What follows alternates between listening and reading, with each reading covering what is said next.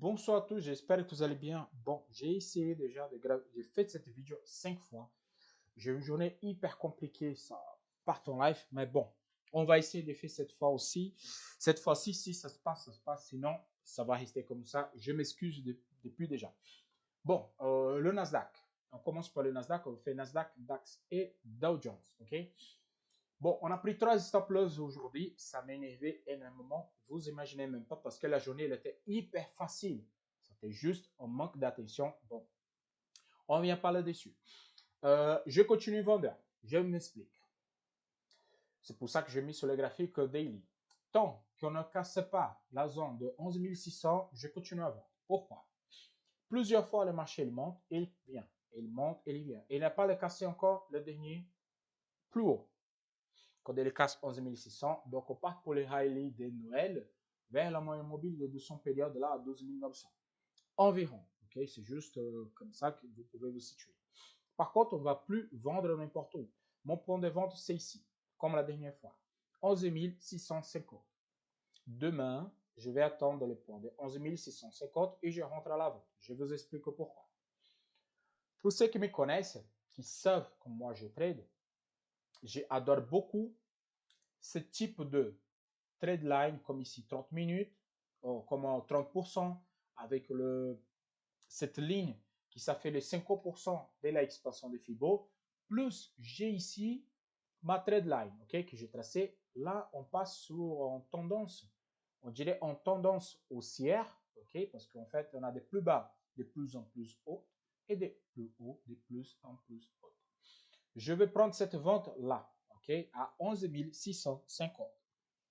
Je vais mettre 12% des pertes pour faire 6% sur ce trade. Comme ça, on récupère notre 2, notre 3 stop loss. Pourquoi je ne rentre pas en bas ici? Déjà, j'ai la moyenne mobile de 1200 périodes là. Et pour ceux qui connaissent le Nasdaq, la moyenne mobile de 1200 périodes sur H4, c'est elle qui donne la direction du Nasdaq. C'est carrément cette moyenne mobile qui donne la direction du Nasdaq. Pour tout le monde qui fait du swing, il rentre sous ce type de position. Et la dernière touche, ça a été à 7 ans. Donc, ça fait longtemps et possiblement demain, on va voir cette touche sous la moyenne des 1200. Mais s'il y passe, je vais attendre la mèche pour rentrer en position et prendre le plus bas. Pourquoi? Nous avons notre figure ici. Okay, là, il y a la hausse jambe haussière. On a fait une espèce de drapeau cassé, pullback, il va pour notre objectif théorique. Donc, l'objectif théorique, je le vends. Si il casse, cette zone, j'attends un pullback là-dessus, et là, on rentre en buy, on swing jusqu'à à peu près à 12 000, le seuil psychologique de 12 000. Donc, on a deux options pour cette semaine. On rentre à la vente ici, on prend de 2-3% de correction, on fait notre semaine et on reste tranquille, ou on ne rentre pas en position, on attend à la casse, pullback pour rentrer en buy, pour venir sur le seuil psychologique de 12 000, 12 100. OK? Donc, c'est ça les objectifs et on ne va pas vendre n'importe où.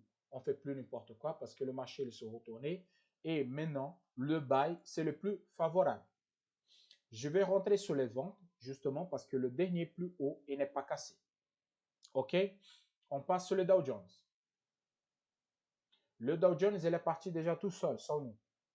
Il n'a même pas regardé en arrière. Il est parti, il a commencé son rallye de fin d'année.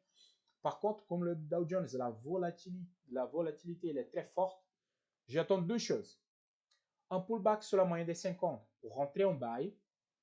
Ou le dernier plus haut ici, c'est la zone des 32 730, 750 environ. C'est la moyenne mobile des 200 périodes.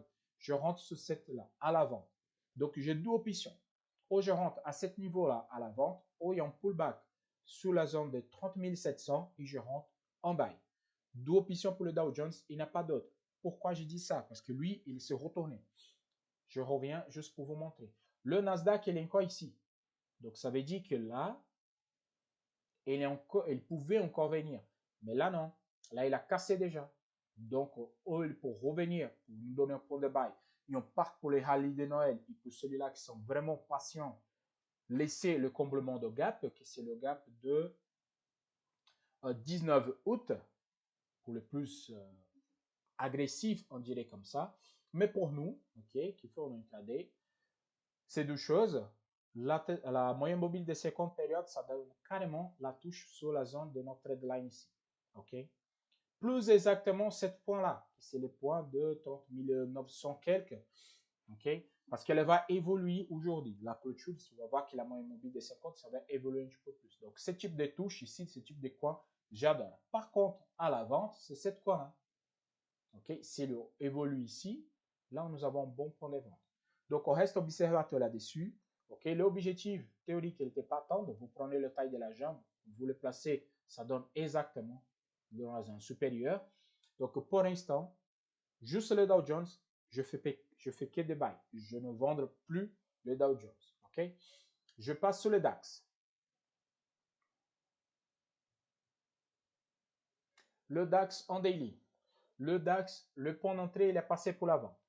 Vraiment, c'était 7 coins ici, mais le moment qu'il a touché, je n'étais pas présent, je ne pouvais pas rentrer. Je crois que c'est le dernier point de vente pour venir chercher la zone de 2700. Okay? Donc, ce type de coin ici, c'était parfait pour faire la vente. Pourquoi je vais vendre encore? Parce qu'il n'a pas cassé encore la trade line hebdomadaire.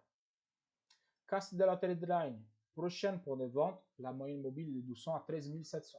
À partir de là, il n'y a plus de vente.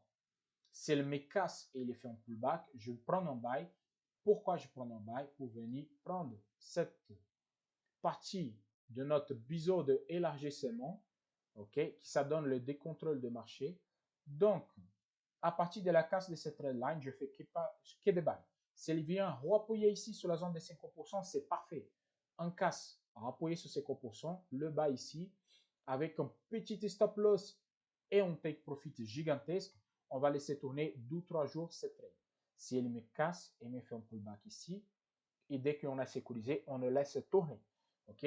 Donc, nous avons ça comme résistance et ça comme résistance. Donc, c'est la résistance de 13 600 et la résistance de 13 900. OK? Donc, pour moi, pour l'instant, je peux vendre ici, très court, mais par contre, dès qu'il casse la trade line, on ne parle plus de vente. Pourquoi? Sous l'H4. Pourquoi je dis que le point de vente est passé? Parce que est là.